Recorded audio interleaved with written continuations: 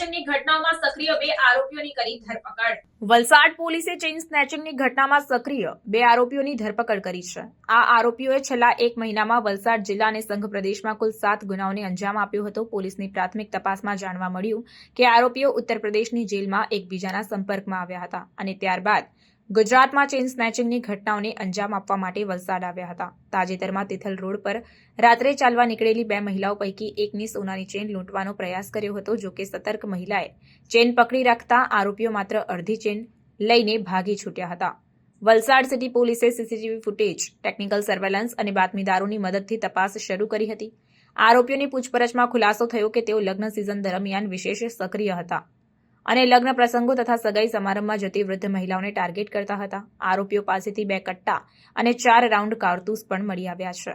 ગેંગે છેલ્લા 1 મહિનામાં 2 બાઇક ચોરી અને 2 ચેઇન સ્નેચિંગ સહિતના ગુના આચર્યા હતા। વલસાડ એલસીબી અને એસઓજી પોલીસે ભિલાડ ચેકપોસ્ટ પાસેથી આરોપીઓને ઝડપી પાડ્યા હતા અને ટ્રાન્સફર વોરંટ દ્વારા તેમનો કબજો મેળવી વધુ તપાસ હાથ ધરી છે।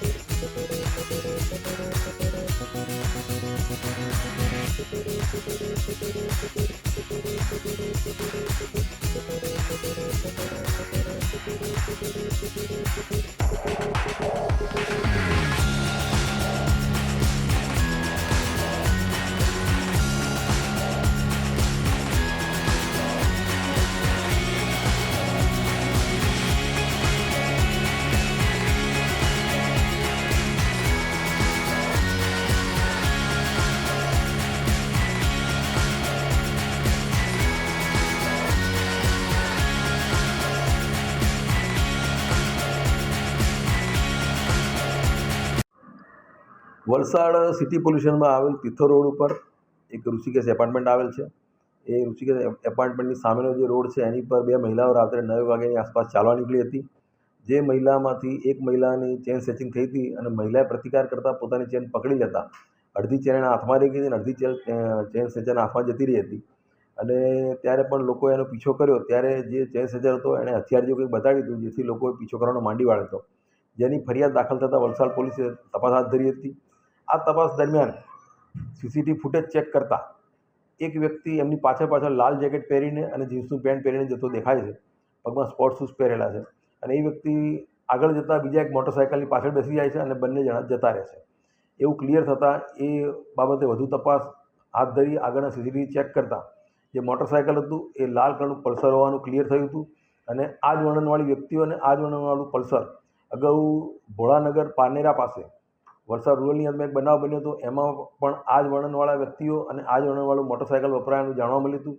તેમાં પણ આ જ એમોથી વ્યક્તિઓ જ્યારે પાછળ દોડી ત્યારે હથિયાર જેવું બતાવેલું તપાસમાં ખુલ્યું હતું।